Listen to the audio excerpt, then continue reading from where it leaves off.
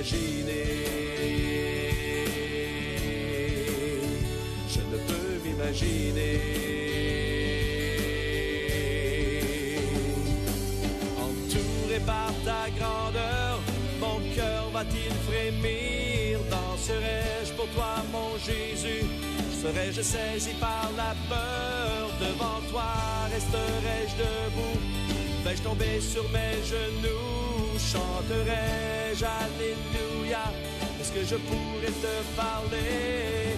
Entouré par ta grandeur, mon cœur va-t-il frémir? Danserai-je pour toi, mon Jésus?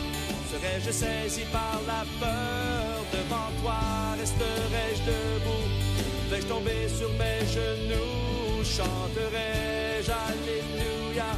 Est-ce que je pourrais te parler?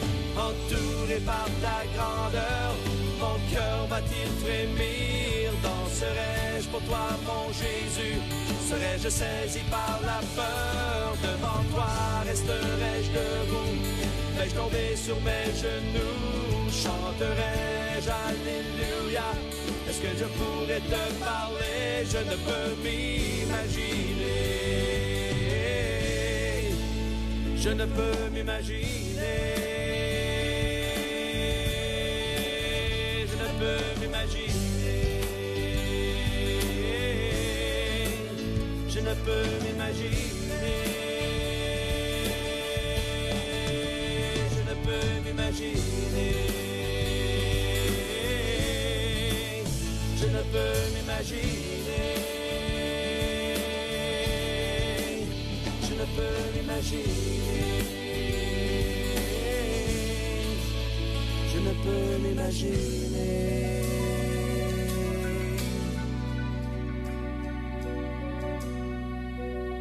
Je ne peux m'imaginer ce que ce sera quand je marcherai juste à tes côtés. Je ne peux m'imaginer. Je ne peux m'imaginer.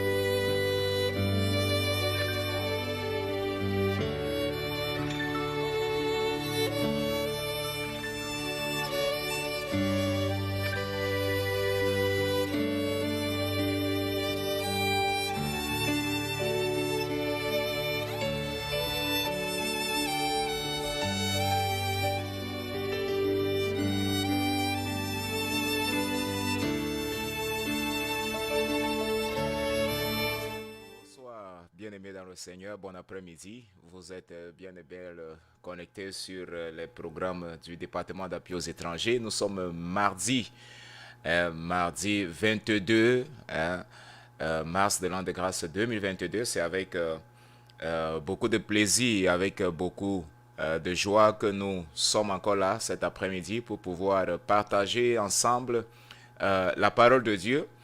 Et nous émettons donc depuis la ville de Porto Alegre, c'est dans la partie sud du Brésil. Et nous sommes dans le cadre des programmes en d'autres langues, parce que le Brésil parle le portugais. Donc l'idée, c'est de pouvoir passer dans des enseignements en d'autres langues afin, bien entendu, de pouvoir partager la parole de Dieu à tous ceux-là qui, aujourd'hui, grâce à la technologie, nous écoutent dans d'autres pays, dans les contrées lointaines du monde. Que la paix du Seigneur soit avec chacun de vous. Et j'espère, bien-aimés dans le Seigneur, que vous avez passé une très bonne semaine en compagnie du Seigneur et que vous avez également débuté une très bonne semaine. Mon désir, c'est que le Seigneur puisse vous conduire tout au long de cette semaine à découvrir de nouvelles choses et à expérimenter de grandes choses, bien entendu, encore avec lui. Alors, avant que nous puissions rentrer dans le vif du sujet, j'aimerais que nous puissions nous incliner dans la prière, que nous puissions demander la grâce de Dieu, demander l'intelligence, demander la sagesse, afin que le temps que nous allons passer ici soit bénéfique. Bénéfique pour chacun de nous, bénéfique pour vous, amis et auditeurs qui nous accompagnent, et que nous soyons véritablement édifiés spirituellement. Donc nous allons prier le Seigneur, nous allons demander la grâce de Dieu sur nous, nous allons demander la grâce de Dieu dans nos vies. Nous prions ensemble dans le nom de Jésus. Seigneur, merci pour le privilège que nous avons encore cet après-midi d'être là. Seigneur, je veux te prier afin que tu puisses bénir tous nos auditeurs, tous ceux-là qui sont déjà connectés. Que ta parole, Seigneur Dieu, qui est une lampe à nos pieds, puisse nous illuminer encore. Et que, Seigneur Dieu, la révélation que tu as préparée pour chacun de nous encore en cet après-midi, nous puissions, Seigneur Dieu, la recevoir dans notre esprit. Et que cela, Seigneur, nous puissions voir les fruits, Seigneur Dieu, se manifester dans nos vies. Merci pour ta grâce, merci pour ta présence, au nom de Jésus-Christ. Amen. Bien-aimés dans le Seigneur, la semaine passée, nous avons commencé à aborder ensemble le thème sur regarder à Jésus-Christ, lui seul qui est l'auteur et le consommateur de notre foi. Et nous avons lu ensemble le texte de base qui est tiré de Hébreux, le chapitre 12. Si vous avez votre Bible, vous pouvez également l'ouvrir. Hébreux, le chapitre 12, à partir du verset 1er. Nous donc aussi, puisque nous sommes environnés d'une si grande nuée de témoignages, rejetons tout fardeau et le péché qui nous enveloppe si facilement et courons avec persévérance dans la carrière qui nous est ouverte. Le verset 2. Ayant les regards sur Jésus, le chef et le consommateur de notre foi ou de la foi, qui en vue de la joie qui lui était réservée a souffert la croix, méprisé l'ignominie et s'est assis à la droite du trône de Dieu. Alors le verset phare ici pour nous, c'est le verset 2. Ayant les regards sur Jésus, le chef et le consommateur de notre foi. Ayant les regards. Fixant les regards. Certaines versions vont dire en ayant les regards fixés. En ayant les regards focalisés. Avec objectif sur Jésus-Christ, celui-là qui est l'auteur et le consommateur de notre foi. Alors, nous avons commencé, bien-aimés, à voir dans ce passage de quoi il est question. Nous avons pris un certain nombre d'exemples. Nous avons parlé déjà de Josaphat, l'exemple de Josaphat dans 2 Chroniques, le chapitre 20, où la Bible nous montre en réalité ce que Josaphat, comme roi en Israël, l'attitude en réalité qu'il a adoptée lorsqu'il était face à l'ennemi. Et nous avons compris, nous sommes arrivés dans cette conclusion que il est extrêmement important pour le leader de pouvoir conduire toute l'assemblée à fixer son regard à Dieu. Il est clair que Josaphat passait une situation terrible, une situation trouble. Il y avait des ennemis qui l'environnaient, qui étaient en train d'arriver, notamment les Ammonites, qui s'avançait donc pour pouvoir détruire l'armée d'Israël, détruire le pays d'Israël et piller bien entendu ses richesses et amener sa population en captivité.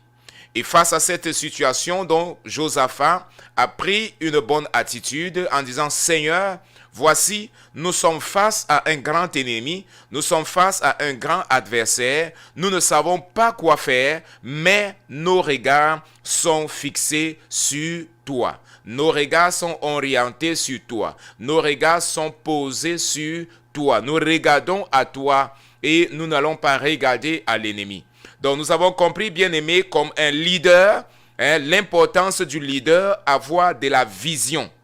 Quand le leader a de la vision, il est clair qu'il va conduire également le peuple à voir ce qu'il voit, à fixer son regard là où il a fixé également son regard. C'est impossible qu'un leader qui n'a pas fixé son regard sur Christ puisse conduire l'assemblée à fixer son regard sur Christ, parce que c'est naturel. Un aveugle ne peut pas conduire un aveugle. C'est impossible. Et on ne peut pas conduire quelqu'un quelque part là où nous-mêmes nous n'avons pas encore été. Donc, ce qui fait en sorte que l'importance du leader, premièrement, de fixer son regard à Jésus-Christ, de placer sa foi en Jésus-Christ.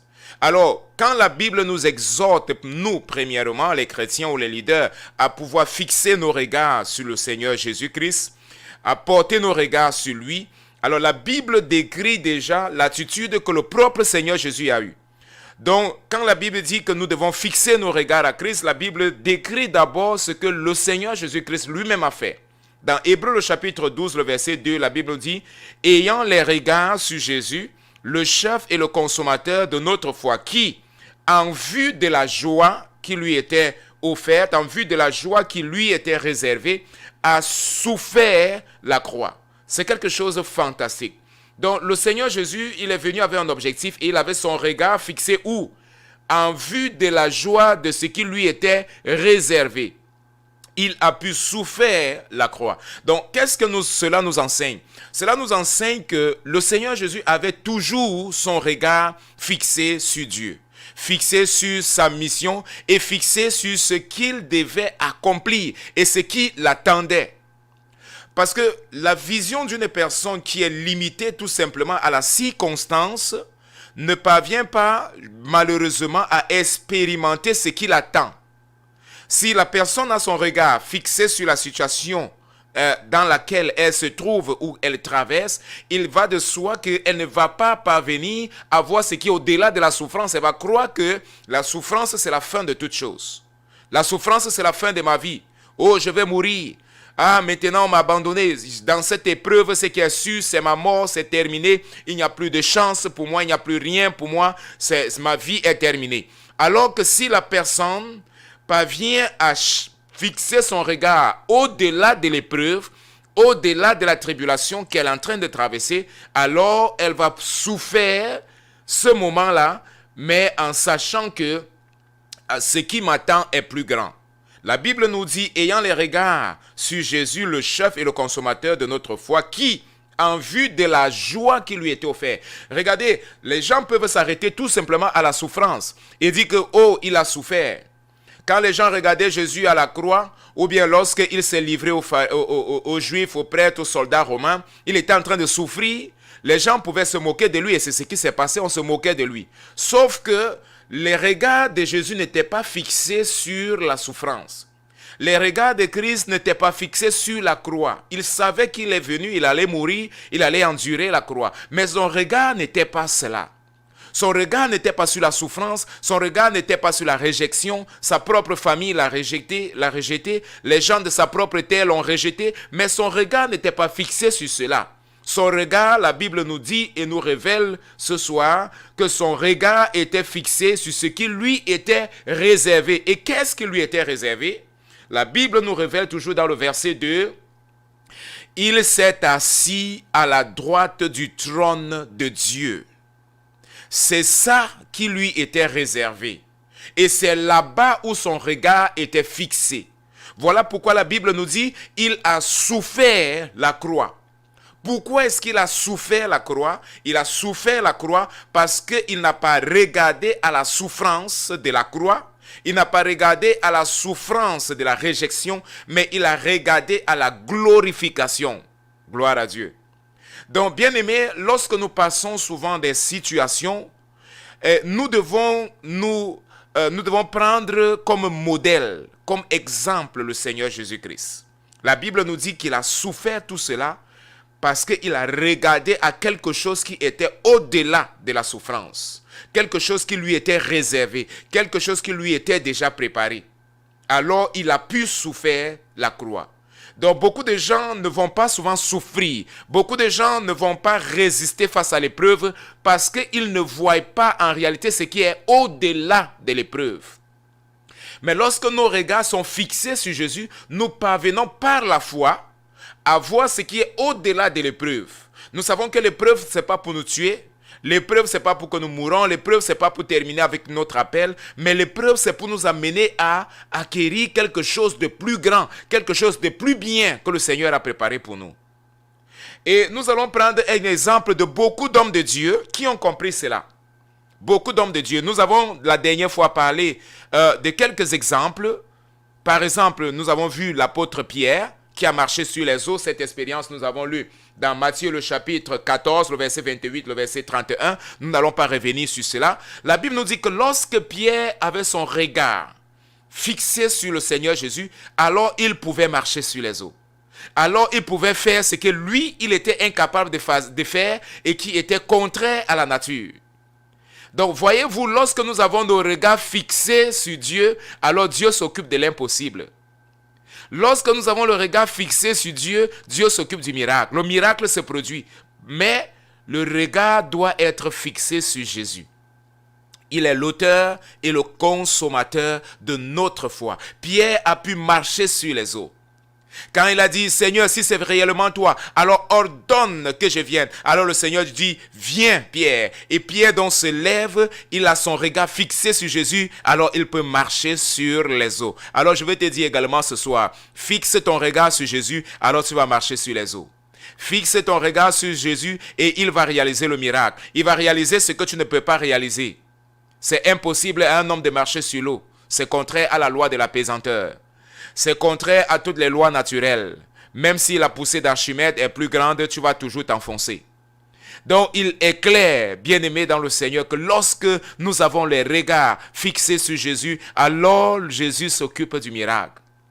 Voilà pourquoi dans Matthieu le chapitre 6, le verset 33, il dit « Cherchez premièrement le royaume et la justice de Dieu, et toutes ces autres choses vous seront données par-dessus tout. » Lorsque tu as placé toute ton attention, toute ta force, toute ton énergie à chercher Dieu, alors tu peux être sûr.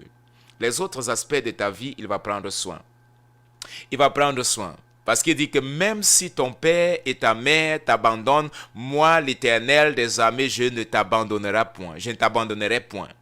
Les gens peuvent t'abandonner, les gens peuvent te haïr, mais Dieu, il ne va pas t'abandonner. Il est un père et il a toujours ses bras qui sont grands ouverts et il attend que tu viennes. Il veut que ton regard soit fixé sur lui. Et lorsque Pierre avait son regard fixé sur Jésus, il pouvait marcher sur les eaux. Mais subitement, lorsque nous lisons dans Matthieu chapitre 14, le verset 28 jusqu'au verset 31, la Bible nous dit que Pierre a marché sur les eaux et il a commencé à s'affoncer lorsqu'il a regardé maintenant à la tempête. Pierre a retiré son regard de Christ. Il a commencé à regarder au vent qui était contraire. C'est ce que la Bible nous dit. Pierre, en regardant que le vent était contraire, qu'est-ce qui s'est passé? Il a commencé à s'affoncer. Et c'est ce qui se passe généralement dans la vie du chrétien. Si tu t'arrêtes tout simplement pour regarder aux tribulations, si tu t'arrêtes simplement pour regarder la circonstance et que tu retires ton attention de Dieu, alors tu vas commencer à t'enfoncer. L'épreuve va commencer à te submerger. L'épreuve va commencer à te submerger. Vous savez, c'est la stratégie de l'ennemi. L'ennemi veut toujours tirer notre attention de Dieu. Tirer notre regard de Dieu. Il veut toujours que nous regardons au bruit, que nous regardons à la situation, nous regardons aux vents qui sont contraires, nous regardons à l'épreuve. Bien-aimé, je ne suis pas en train de dire que nous devons ignorer les épreuves. Nous devons reconnaître les épreuves, mais nous devons connaître que Dieu est plus grand que les épreuves. Celui qui nous a conduits dans ces épreuves est capable de pouvoir nous en tirer, nous faire passer par là. Voilà pourquoi le psalmiste dit, lorsque je marche dans la vallée de l'ombre de la mort, je ne crains aucun mal parce que tu es avec moi. Tu vas passer, oui, dans la vallée de l'ombre de la mort, mais tu ne seras pas seul. Tu sauras que l'Éternel est avec toi. Tu vas passer par là. Nous y passons, mais ce n'est pas pour que nous puissions regarder à la vallée de l'ombre de la mort. Ce n'est pas pour que nous puissions dire que oh, tout est sombre tout autour de nous. Est-ce que le Seigneur est avec nous? Ah, mais Seigneur, comment est-ce que je suis dans cette vallée? Non, ne te préoccupe pas de la vallée. Continue à regarder à Christ parce que tu es simplement de passage. Alléluia. Et c'est ce qui s'est passé avec Pierre. Quand Pierre a regardé à la situation, lorsque Pierre a regardé à tout ce qui s'est passé tout autour de lui, il a commencé à s'enfoncer. C'est un enseignement fantastique, bien-aimé, que peu importe ce qui peut se passer dans le monde, les agitations à gauche, à droite, on parle du Covid par là, de l'endémie, pandémie et des guerres, de tout ça, le chrétien ne doit pas, son attention ne doit pas être retirée, il ne doit pas se laisser distraire par toutes ces choses, distraire par par les médias. Aujourd'hui, le diable a créé beaucoup de choses pour nous empêcher de regarder à Jésus. Comment est-ce que nous regardons à Christ lorsque nous méditons la parole? Comment est-ce que nous regardons à Christ lorsque nous prenons un moment de jeûne? Comment est-ce que nous regardons à Christ lorsque nous nous humilions dans la prière? Voilà les moments où nos yeux seront toujours fixés sur Jésus, l'auteur et le consommateur de notre foi. C'est tout simplement fantastique, bien-aimés dans le Seigneur. C'est tout simplement fantastique, mais nous avons besoin de comprendre cela. Nous avons besoin de dire, Seigneur, aide-moi à fixer mon regard. Je veux que mon regard soit fixé sur toi seul, comme je suis en train de fixer cette caméra. Seigneur, je veux regarder. Peu importe ce qui se passe à gauche et à droite, mais je veux regarder au but.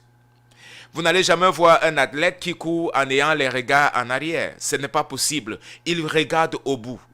Il regarde au but. Quel est mon but? Je vais aller jusqu'au bout. Peu importe les vents qui sont contraires. Peu importe même parfois des supporters. Très souvent, vous allez voir que la plupart des athlètes, même quand ils courent, ils sont tellement focalisés qu'ils ne perçoivent même pas ce que les autres sont en train de dire. Ceux qui sont même en train d'acclamer. Et son regard est fixé. Il oublie tout ce qui se passe aux alentours. Il n'est pas distrait et il ne se laisse pas distraire par rien. Parce qu'il a un but. Il y a la couronne qui l'attend. Il y a la médaille d'or. Il veut avoir l'or. Il veut recevoir cette médaille. Alors il s'est fixé. Voilà pourquoi l'apôtre Paul également, il nous donne cet enseignement fantastique, bien-aimé. Dans le livre de Philippiens. Dans le livre de Philippiens, nous allons lire, si vous avez votre Bible, lisons ensemble Philippiens, le chapitre 3, le verset 12. C'est un passage, pour moi, c'est un passage fantastique. L'apôtre Paul a compris. Il a compris exactement que le Seigneur Jésus, il nous a donné un modèle. La Bible nous dit que le Seigneur Jésus, il a souffert la croix. Il a supporté la croix. Il a supporté l'humiliation. Et la Bible dit par ses meurtrissures, on a pris la couronne d'épines, on a placé sur sa tête. Le sang s'est versé à Golgotha. Et là, dans le jardin de Gethsémane, il a supporté, il a sué des grumeaux de sang qui sont sortis comme de la sueur. Mais les gens se posaient la question, pourquoi tout cela? Pourquoi tout cela? La Bible nous dit et nous donne la réponse. En vue de ce qui lui était réservé. C'est en vue de ce qui lui était réservé qu'il a supporté la croix, qu'il a supporté l'ignominie, qu'il a supporté la souffrance, qu'il a supporté les coups des soldats romains. Il a supporté tout cela en vue de ce qui lui était réservé. Donc, bien-aimés dans le Seigneur, ça nous amène à regarder au-delà. Et l'apôtre Paul, maintenant, prenons l'exemple de l'apôtre Paul. Et Philippiens, le chapitre 3, le verset 12, il dit, « Ce n'est pas que j'ai déjà remporté le prix. » Maintenant, l'apôtre Paul, il fait cette comparaison parce que dans 1 Timothée, il va nous dire, j'ai combattu le bon combat, j'ai gardé la foi, maintenant la couronne m'est attendue. Mais ici dans Philippiens, il nous donne un exemple fantastique, il dit, ce n'est pas que j'ai déjà remporté le prix. Donc il voit cela, fixer son regard comme un prix, comme un athlète qui court pour pouvoir remporter le prix. Il dit, ou que j'ai déjà atteint la perfection, mais je cours pour tâcher de le saisir. Je cours pour tâcher de le saisir. Lorsque tu cours pour tâcher de saisir quelque chose, ton regard n'est pas à gauche, n'est pas à droite, n'est pas en haut ni en bas, mais ton regard est fixé sur ce que tu veux saisir. Alléluia. Il dit, je cours, alléluia, pour tâcher de le saisir, puisque moi aussi, j'ai été saisi, mieux dit, j'ai été saisi par Jésus-Christ. Le verset 13, il dit, frère, je ne pense pas l'avoir déjà saisi. Je ne pense pas que j'ai déjà atteint. Mais une seule chose je fais. Une chose je fais. Oubliant ce qui est en arrière, je me porte vers ce qui est en avant.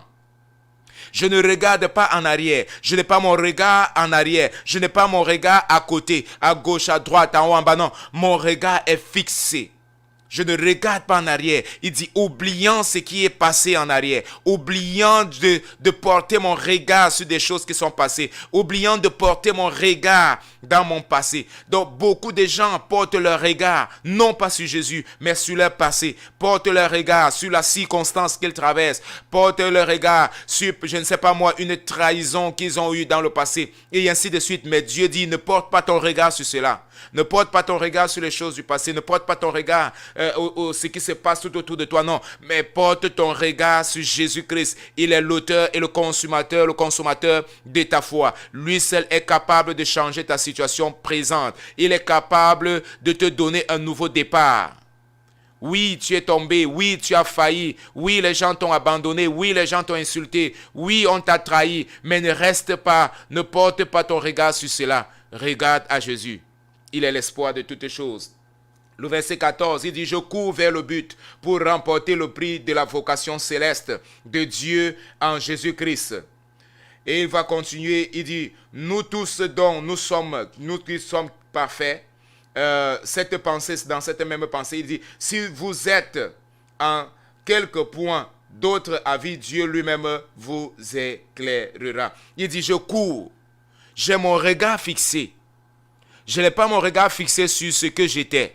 Je n'ai pas mon regard fixé parce que j'ai persécuté l'Église. Je n'ai pas mon regard fixé sur la mort des tiens. Je n'ai pas mon regard fixé, je ne sais pas moi, sur les chrétiens que je conduisais à Jérusalem et qu'on les lapidait et qu'ils mouraient et ainsi de suite. Non, je n'ai pas mon regard fixé sur cela. Mon regard est fixé sur Jésus.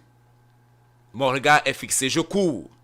Bien-aimés, nous sommes dans un monde, c'est comme nous sommes dans une piste d'athlétisme.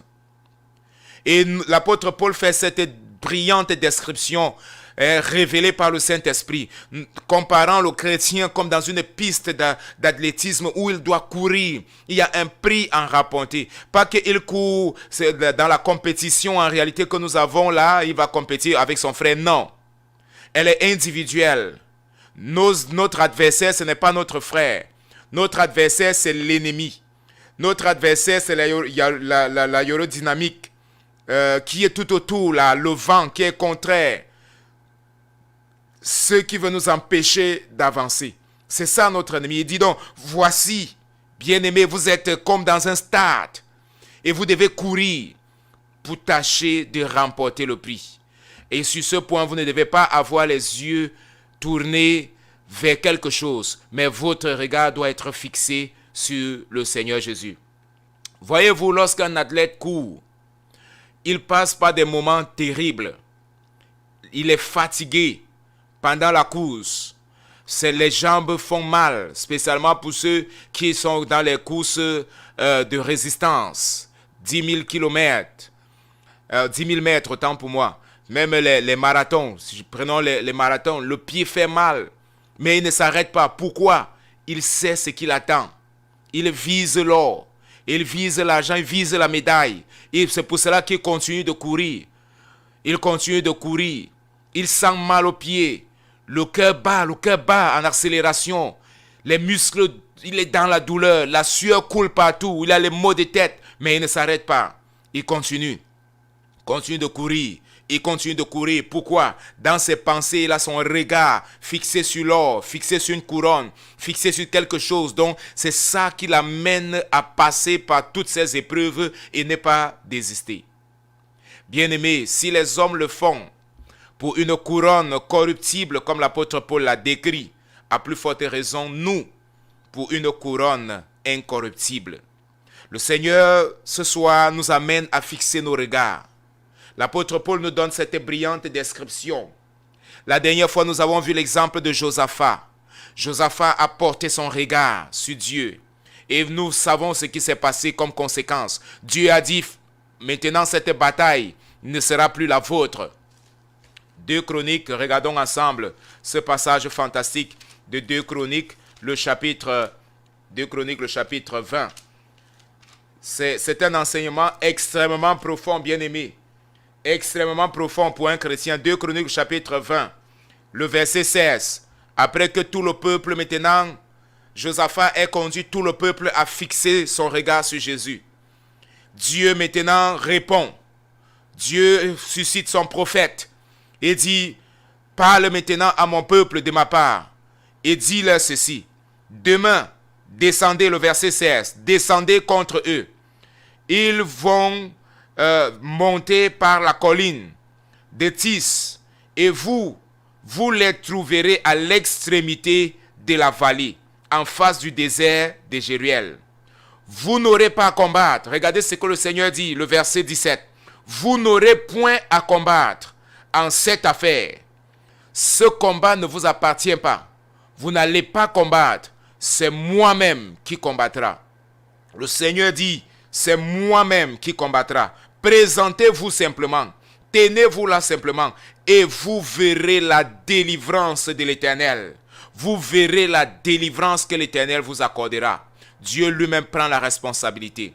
Bien-aimé, lorsque tu passes par ces situations-là terribles, lorsque tu passes par cette situation de trouble, où l'ennemi veut en réalité retirer ton regard, l'ennemi veut que tu retires ton regard de Jésus. Il veut que tu ne regardes pas à Jésus. Il veut que tu ne regardes pas à la joie qui est préparée pour toi. Le Seigneur dit dans Jean le chapitre 14, le verset 1, que votre cœur ne se trouble point, mais croyez en Dieu et croyez en moi. Dans la maison de mon Père, il y a plusieurs demeures. Et si cela n'était pas vrai, je vous l'aurais dit. Je vais vous préparer une place. Le Seigneur est allé nous préparer une place. Et le diable sait cela. Les démons savent cela. Le monde sait cela, qui est sous la domination du malin. Il sait cela. Alors, qu'est-ce qu'il va faire? Il va tirer ton regard des choses célestes. Il va tirer ton regard de ce qui le Père a préparé, ce que le Seigneur Jésus est allé préparer. Mais je veux te dire ce soir, bien-aimé, ne regarde pas la tribulation. Ne regarde pas aux choses qui se passent dans ce monde. Regarde à la maison que Jésus est allé préparer pour toi. Il y a une place pour toi dans la maison du Père. Tu peux supporter la joie, tu peux supporter la souffrance. Oui, en vue de la joie qui t'attend. La Bible nous dit au ciel, il n'y a plus de deuil, il n'y a plus de larmes, il n'y a plus de souffrance. Tu vas te reposer là-bas. Oui, tu vas te reposer. Il y a une place pour toi dans le ciel. Le Seigneur a supporté la croix. Il a supporté tout à cause de ce qui lui était réservé. Nous aussi, nous devons supporter tout. Nous devons être prêts à supporter toutes choses. Nous devons être prêts à supporter toute tentation. Nous devons être prêts à supporter dans n'importe quel moyen de circonstances aussi désastreuses que cela peut paraître. Nous devons toujours fixer nos regards à Jésus. Tu peux être abattu émotionnellement. On peut t'avoir trahi, on peut t'avoir abandonné, dit des choses mauvaises à ton sujet. Mais tu dois te rappeler, le Seigneur Jésus a souffert le plus. Vous savez comment on a qualifié le Seigneur Jésus? Celui-là qui réalisait les miracles, on l'a appelé de Belzébuth, qu'il est en train d'agir sous l'influence des démons, qu'il réalisait ces miracles par la puissance du diable. Alors, voyez-vous, je pense que personne n'a souffert comme il a souffert. Personne n'a été blessé émotionnellement comme il a été blessé. L'un de ses disciples qu'il a trahi, Judas Iscariote, celui qui a passé du temps avec lui, alors il l'a trahi. Alors il a souffert sur tout. La Bible dit il a souffert en toutes choses. Il a été tenté en tout, mais en toutes choses, il a été vainqueur à cause de la joie qui lui était réservée. Bien-aimé, que cela soit ton partage, que cela soit ton sentiment, que ce soit quelque chose que tu vas dire, oui, le Seigneur est avec moi. Je dois continuer de placer mon regard. Si je continue de placer mon regard à Dieu, je vais traverser cette vallée de l'ombre de la mort. Je ne vais pas rester dans cette vallée. Dieu ne va pas t'abandonner dans la vallée. Dieu, il te tient la main. Il te fait passer par la vallée de l'ombre de la mort. Et il est avec toi. Il ne te laisse pas dans la vallée de l'ombre de la mort. Non, il te fait passer. Il te fait traverser dans la vallée de l'ombre de la mort. Alors, à ce moment-là, continue de regarder à Jésus. Continue de placer ton regard. Fais cette expérience de David dans le psaume 121. Il dit, je lève mes yeux vers les monts. D'où me viendra le secours? Il se pose donc la question. Mais Seigneur, d'où me viendra le secours dans cette situation que je traverse? D'où peut me venir le secours? Il regarde tout autour de lui, c'est les montagnes. À gauche, ce sont les montagnes. À droite, ce sont les montagnes. Devant, ce sont les montagnes. Partout, ce sont les montagnes. Il dit, mais d'où donc peut me venir le secours? Le secours n'est pas dans un homme. Le secours n'est pas dans ma force. Le secours n'est pas dans ma propre capacité.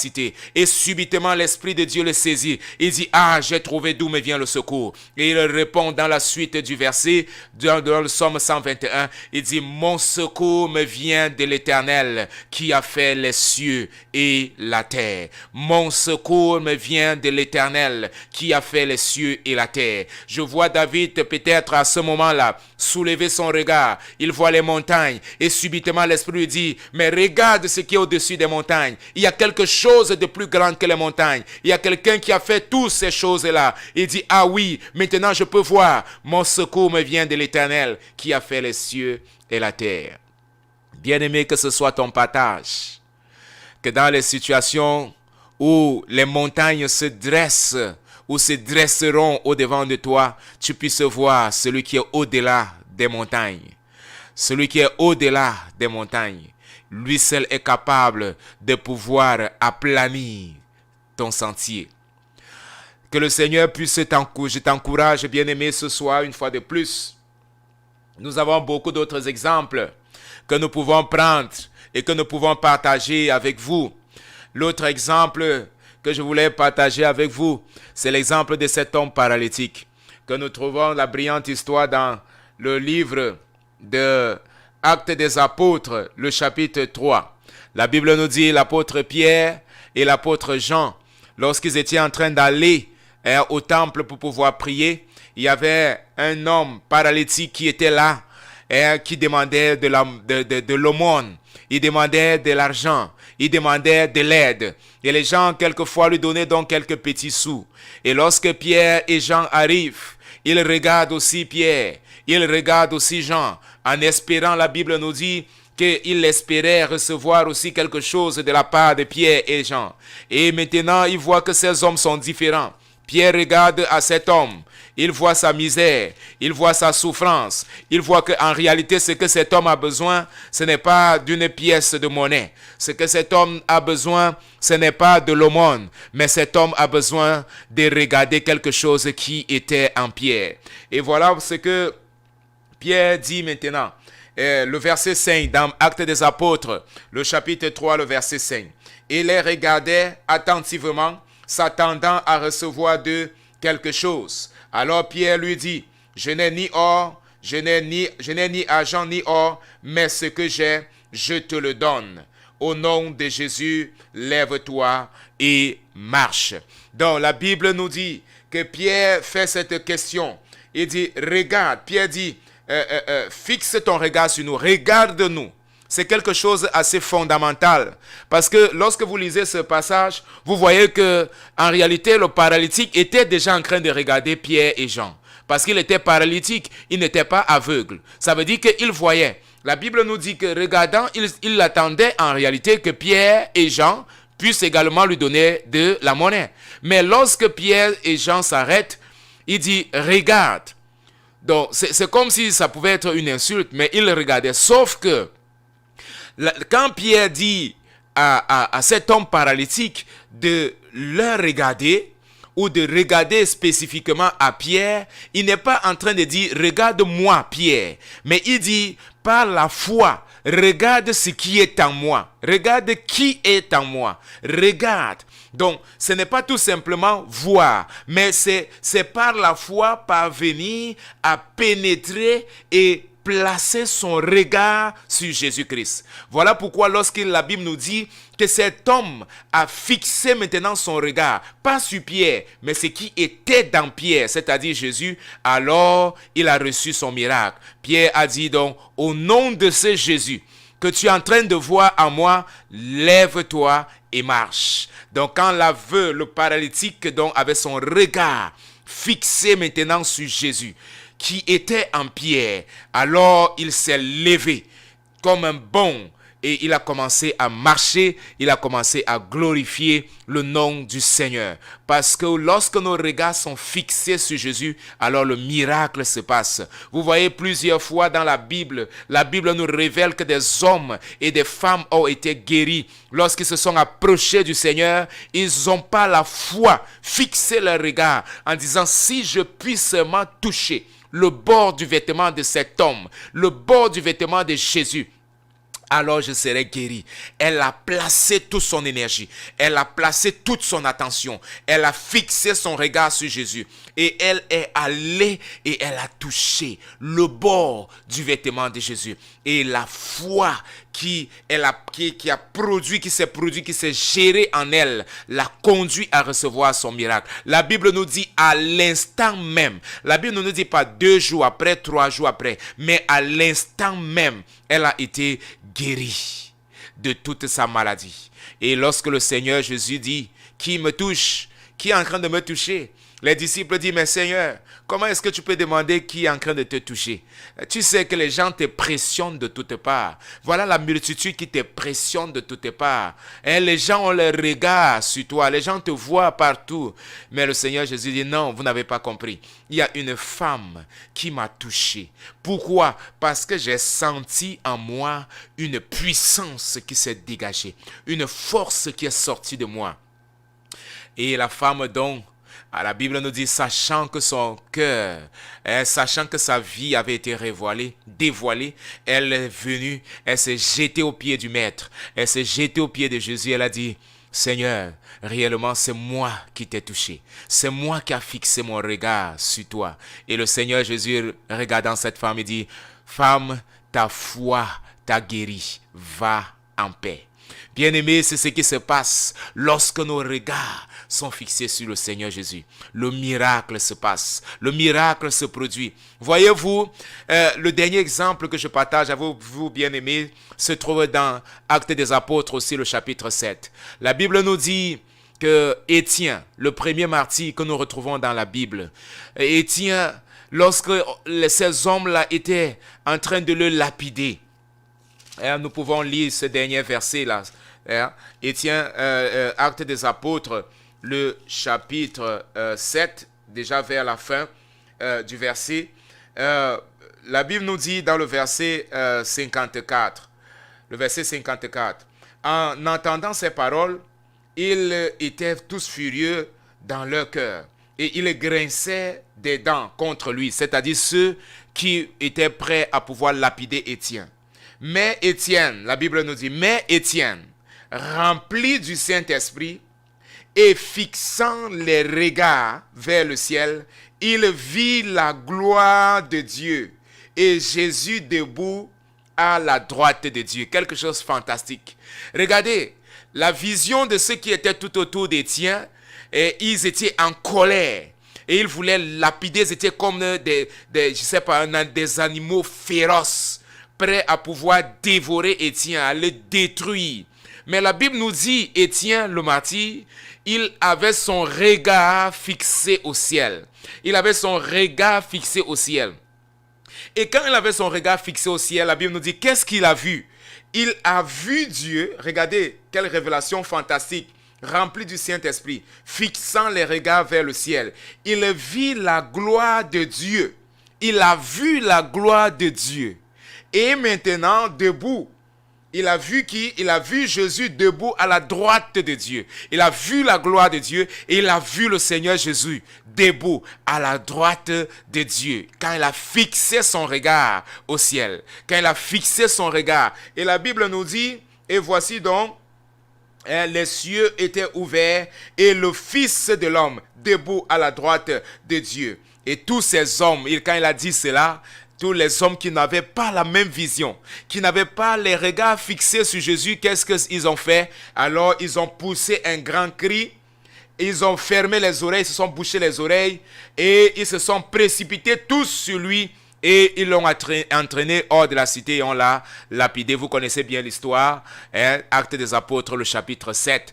Vous allez lire cette histoire fantastique. Et vous voyez, pendant même sa mort, au lieu maintenant de maudire ces hommes-là, il dit, Seigneur, pardonne-les, car ils ne savent pas ce qu'ils font. Il dit, Seigneur, ne leur impute pas ce péché. Et après cela, il s'endormit, c'est-à-dire, il mourut. Il utilisa pratiquement les mêmes paroles du Seigneur Jésus. Voyez-vous, en vue de la joie qui était réservée à Étienne, il a supporté la souffrance, les pierres de tous ces hommes-là qui étaient en train de le lapider. Je suis sûr que si c'était quelqu'un d'entre nous, Les chrétiens d'aujourd'hui, ils allaient invoquer le feu du ciel. Ils allaient dire, vous, le feu du ciel va descendre sur vous. Le feu du ciel va vous brûler. Le feu du ciel va vous consommer. Il va vous détruire, vous et vos enfants, vous et votre famille. Vous allez voir le feu du ciel, le feu du ciel. Aujourd'hui, lorsqu'on touche un chrétien, si on lui fait quelque chose, il dit, tu vas voir, Dieu va te venger, Dieu va me venger, Dieu va me faire ceci, il va faire cela. J'invoque le feu sur ta vie. Étienne n'a pas fait cela. Étienne n'a pas eu cette attitude aussi, que la Bible nous dit que les disciples, lorsqu'ils sont entrés, je pense bien c'était en Samarie, et le peuple a rejeté le Seigneur Jésus dans ce village, et les disciples ont dit, mais Seigneur, tu veux que nous invoquons le feu pour qu'il vienne détruire cette ville? Non. Le Seigneur Jésus dit, vous ne savez pas de quel esprit vous êtes animés. Je ne suis pas venu pour détruire, mais je suis venu pour sauver. Et Étienne nous montre cela. Il avait son regard fixé sur le Seigneur Jésus. Alors voilà pourquoi il pouvait supporter la lapidation. Il pouvait supporter les pierres, les insultes. Il pouvait supporter toute cette souffrance par laquelle il a affronté. Et il a dit, Seigneur, pardonne-leur, ils ne savent pas ce qu'ils font. Bien-aimés dans le Seigneur, ce soir, nous nous arrêtons là. Et je veux, bien-aimé, t'encourager. Je veux, bien-aimé, t'encourager. La Bible nous dit aussi, dans le livre de Nombres, le chapitre 21, le verset 8 et le verset 9. Vous vous rappelez de l'histoire du serpent dans le désert. Après cette désobéissance du peuple d'Israël à plusieurs reprises, peuple rebelle. Et maintenant, Dieu prend la résolution. Voilà maintenant ce qui va se passer. Le serpent va vous mordre. Dieu envoie les serpents venimeux. Mais au même moment, après l'intercession de Moïse, Dieu dit, fais donc un serpent en airain et place-le là. Quiconque regarde à ce serpent-là, quiconque fixe son regard à ce serpent-là, et qu'il soit mordu même par le serpent, il ne va pas mourir, il sera sauvé. Et nous savons, bien aimés, que ça c'était tout simplement une ombre du propre Seigneur Jésus-Christ qui, quelques années ou alors quelques milliers d'années, viendrait et serait pendu sur le bois. Et quiconque maintenant fixe son regard sur le bois, fixe son regard sur Jésus-Christ, passe pas un objet, bien aimé. Ce n'est pas un objet que nous regardons, mais nous regardons à Christ lui-même. Et quiconque fixe son regard à Jésus-Christ, alors la personne est sauvée. Donc voilà pourquoi la Bible est claire là-dessus. Nous devons avoir les regards fixés sur Jésus. Lui, il est l'auteur et le consommateur de notre foi. Je ne sais pas, bien aimé, si vous avez des questions, mais nous voulons bénir le nom du Seigneur pour tous ceux-là qui ont été en notre compagnie ce soir. Que le Seigneur puisse bénir chacun de vous, que le Seigneur puisse vous accorder la grâce et que le Seigneur puisse vous aider à pouvoir fixer vos regards sur Jésus-Christ qui est l'auteur et le consommateur de votre foi, de notre foi. Gloire soit rendue au nom du Seigneur. Alléluia, béni soit le nom du Seigneur. Merci donc à tous ceux qui ont été de nôtres. Je nous encourage, bien-aimés. Nous sommes en train de vivre les derniers moments de l'Église, pas de l'être humain, pas de l'humanité, mais de l'Église principalement. Parce que oui, la Bible nous parle encore du millénium. Oui, il y aura des hommes, mais l'Église, qui est le corps de Christ, ne sera plus ici. Parce que l'Église ne va pas vivre la grande tribulation. L'Église sera déjà enlevée. Et la Bible dit que cela sera très rapide. Au son de la trompette, nous serons transformés, les morts en Christ ressusciteront premièrement. Et maintenant, nous, les vivants, ceux qui seront encore vivants, mon désir c'est Maranatha. Maranatha, Maranatha, que le Seigneur Jésus vienne. Qu'il vienne pour pouvoir chercher son Église. Mais tant que nous sommes là, bien-aimés, encore sur la terre, tant que la venue du Seigneur tarde, bien que l'apôtre Pierre nous dit que Dieu ne tarde pas sa venue, mais c'est parce qu'il est tellement miséricordieux qu'il ne voudrait pas que les hommes se perdent. Il ne voudrait pas que vous vous perdez si vous n'avez pas encore accepté le Seigneur Jésus. Ou alors peut-être vous l'avez connu quelque part avant. Peut-être vous étiez chrétien auparavant. Que peut-être que vous aviez votre cœur tourné vers Dieu auparavant. Vous alliez à l'église, vous méditez dans la parole, vous jeûniez, vous priez. Et que maintenant, à cause de la situation, situation, à cause des choses du monde. Les choses du monde sont venues et ont étouffé la parole. Les choses du monde sont venues et ont tiré votre regard du Seigneur Jésus. Mais ce soir, je voudrais vous dire, bien-aimés dans le Seigneur, et vous tous, amis aux auditeurs, il est encore temps que vous puissiez retourner à Jésus. Il est temps que vous puissiez tourner vos regards de nouveau à Jésus-Christ. Il est l'auteur et le consommateur de votre foi. Il ne va pas vous rejeter. Il ne va pas vous juger. Il ne va pas te juger parce que tu es sorti, ça fait longtemps. Parce que tu l'as même régné. Pierre l'a régné 3 fois sur le meilleur disciple de Jésus. On va dire meilleur, pas que meilleur qu'il était parfait. Je veux dire le plus proche et l'un des plus téméraires et courageux disciples. Mais face à cette situation, il a régné le Seigneur Jésus. Mais le Seigneur Jésus, lorsqu'il est ressuscité, il n'est pas venu et commencer à condamner Pierre. Il n'est pas venu pour commencer à juger Pierre. Non, il a dit, Pierre, est-ce que tu m'aimes? Pierre a dit, Seigneur, tu sais que je t'aime. 3 fois de suite, il dit, Pierre, est-ce que tu m'aimes? Alors, il a confié la responsabilité à Pierre. Paie mes agneaux, paie mes brebis, prends soin de mon troupeau. Et vous savez, Dieu ne nous condamne pas, bien-aimés dans le Seigneur. Il ne te condamne pas de tes erreurs, il ne te condamne pas de ton passé. Mais il t'offre toujours l'opportunité de pouvoir fixer ton regard sur lui. Il est l'auteur et le consommateur de ta foi. Fais comme Josaphat. Soulève tes yeux, fixe ton regard face à la situation, face à la tempête. Regarde à Jésus-Christ, il est l'auteur et le consommateur de ta foi. Fais comme David. David, devant la situation qu'il traversait, il a soulevé son regard, il a vu les montagnes. Il a dit non, mais je dois regarder au-delà des montagnes. Et au-delà des montagnes, qui l'a vu? Il a vu Dieu. Il dit, mon secours me vient de l'Éternel qui a fait les cieux et la terre. Fais comme Étienne. Étienne était dans une situation aussi terrible. Il était en train d'être lapidé. Les hommes l'avaient accusé injustement. Mais la Bible nous dit, il a regardé à Dieu. Et lorsqu'il a regardé à Dieu, Dieu lui a montré sa gloire. Et il a vu le Seigneur Jésus-Christ debout à la droite de Dieu. Alléluia. Fais comme ces hommes de Dieu. Nous avons des exemples. Nous sommes environnés d'un grand nombre de témoignages, des personnes qui ont fixé leur regard au Seigneur Jésus. Je voudrais prier pour chacun de nous. Nous allons nous séparer. J'aimerais prier ce soir pour vous, afin que le Seigneur vous accorde la grâce, la fermeté de continuer d'avancer, de continuer de marcher et ne pas regarder en arrière, ne pas regarder aux échecs, ne pas regarder à la tribulation, ne pas regarder aux épreuves. Faire comme Pierre, fixer son regard sur Jésus et le miracle va se produire. Et ne commencez pas à regarder au vent.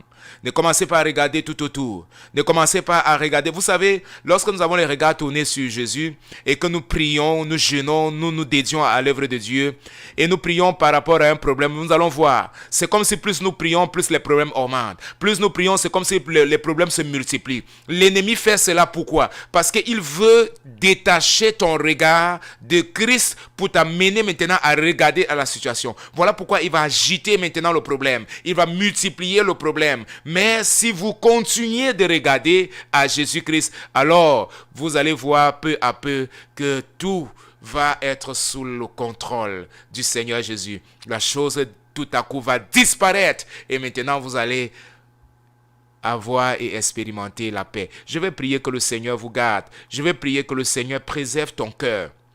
Que le Seigneur préserve ton regard, à ne pas regarder sur les choses qui sont tout autour de toi, mais à regarder à Jésus. Il y a beaucoup de distractions. L'ennemi nous amène à nous distraire avec WhatsApp, avec Facebook, avec YouTube, tel prédicateur, tel autre, ainsi de suite. Beaucoup de distractions aujourd'hui. La technologie, elle nous a beaucoup aidé, mais aussi elle nous apporte beaucoup de dangers. Elle nous apporte aussi beaucoup de préjudices. Alors, maintenant, tu dois savoir comment l'utiliser. Tu dois savoir comment fixer ton regard. Alors le Seigneur Jésus, il va te soutenir. Seigneur, merci pour ta grâce. Merci Seigneur pour tous nos auditeurs. Merci pour tous ceux qui ont été des nôtres cet après-midi. Ma prière, Seigneur, une fois de plus, c'est que tu puisses bénir chacun de nous. Seigneur, aide-nous à fixer nos regards. C'est quelque chose qui n'est pas facile, spécialement dans un monde agité que nous vivons. Un monde qui court 1000 à l'heure, comme on a souvent l'habitude de le dire. Un monde où les gens sont de plus en plus occupés, mais occupés dans des choses vaniteuses, dans des choses qui ne vont pas durer, dans des choses qui sont passagères. Seigneur, face à cela, aide-nous. Aide-nous, Seigneur, à fixer nos regards. Aide-nous, Seigneur, à préserver nos regards de tout ce qui va nous amener à nous éloigner, Seigneur Dieu, du but. Aide-nous, Seigneur Dieu, à appliquer ce passage de Philippiens, le chapitre 3, le verset 12, de Hébreux, le chapitre 12, le verset 2 que nous avons lu, et qui nous exhorte à fixer nos regards sur toi seul, Seigneur Jésus, toi qui es l'auteur et le consommateur de notre foi, toi qui as supporté, Seigneur Dieu, la croix en vue de tout ce qui était réservé pour toi, Seigneur, la gloire qui était réservée, la joie qui était réservée. Seigneur, aide-nous également à souffrir face, Seigneur Dieu, à n'importe quelle circonstance et adversité. Mais, Seigneur Dieu, de ne pas abandonner, de ne pas renoncer. Je te prie, Seigneur Dieu, pour nos auditeurs, pour ceux-là, Seigneur Dieu, qui vont même encore voir ce programme par la suite, que ta grâce aussi leur soit accordée. Dans le nom de Jésus-Christ. Amen. Que le Seigneur puisse vous bénir. Nous nous retrouvons le mardi prochain. Si le Seigneur permet, je serai très ravi que vous soyez à notre compagnie. À la cabine technique, la sœur Tainé, simple. Toujours, c'est une bénédiction d'être avec elle qui nous aide à pouvoir passer cette transmission. Que le Seigneur puisse vous bénir et que nous nous retrouvons encore dans les prochains jours. Que la paix du Seigneur soit avec vous. Merci. Le jour où tu viendras pour me retrouver debout devant toi, je ne peux m'imaginer quand tout ce que je ferai sera de t'adorer pour l'éternité. Je ne peux m'imaginer, je ne peux m'imaginer.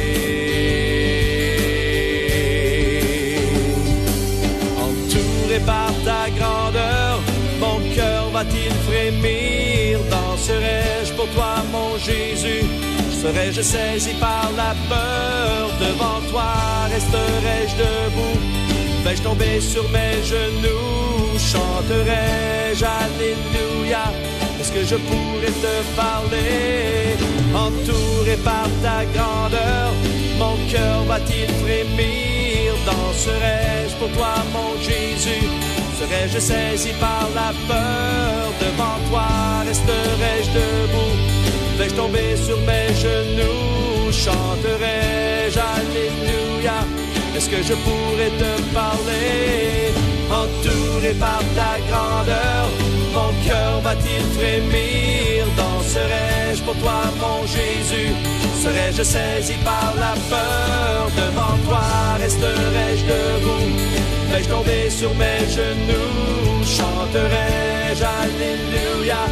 Est-ce que je pourrais te parler? Je ne peux m'imaginer. Je ne peux m'imaginer. Je ne peux m'imaginer.